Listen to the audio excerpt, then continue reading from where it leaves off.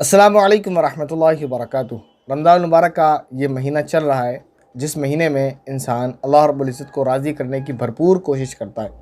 اس مہینے میں ہم اللہ رب العزت کو راضی کرنے کے لیے قرآن کریم کی تلاوت کرتے ہیں، نوافل پڑھتے ہیں، اور ماشاءاللہ جو لوگ نمازوں میں سستی کرتے ہیں وہ لوگ بھی نماز پڑھنے کے لیے مسجد میں آنے لگتے ہیں۔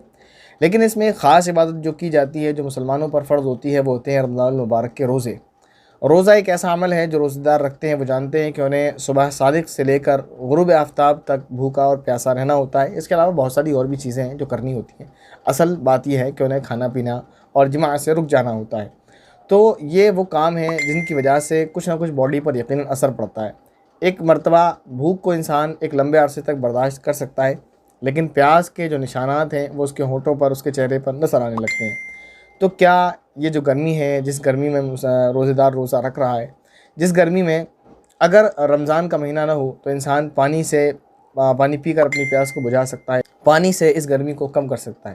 تو کیا رمضان المبارک میں روزے کی حالت میں کوئی آپشن ایسا ہے، کوئی طریقہ ہے، کوئی ایسا جو ہے عمل ہے جس کے ذریعے سے ہم رمضان کے موسم میں اس گرمی کو کم کر سکتے ہیں؟ کیا ایسا کوئی طریقہ ہے کہ گرمی کی شدت کو ہم کم کر پائیں؟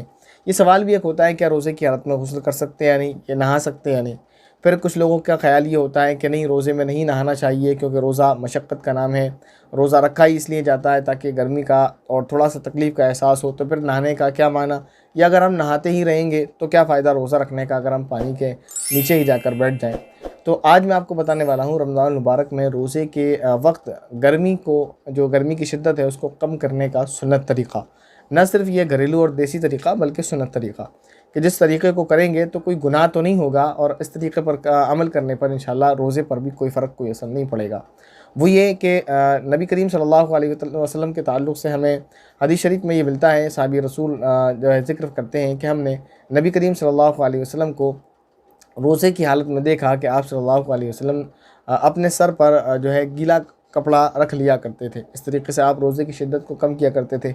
ایسے ہی ایک صحابی رسول حضرت عبداللہ ابن عمر رضی اللہ تعالیٰ عنہما کا جو ہے یہ معمول تھا کہ وہ روزے کی حالت میں اپنے سر پر پانی ڈالا کرتے تھے۔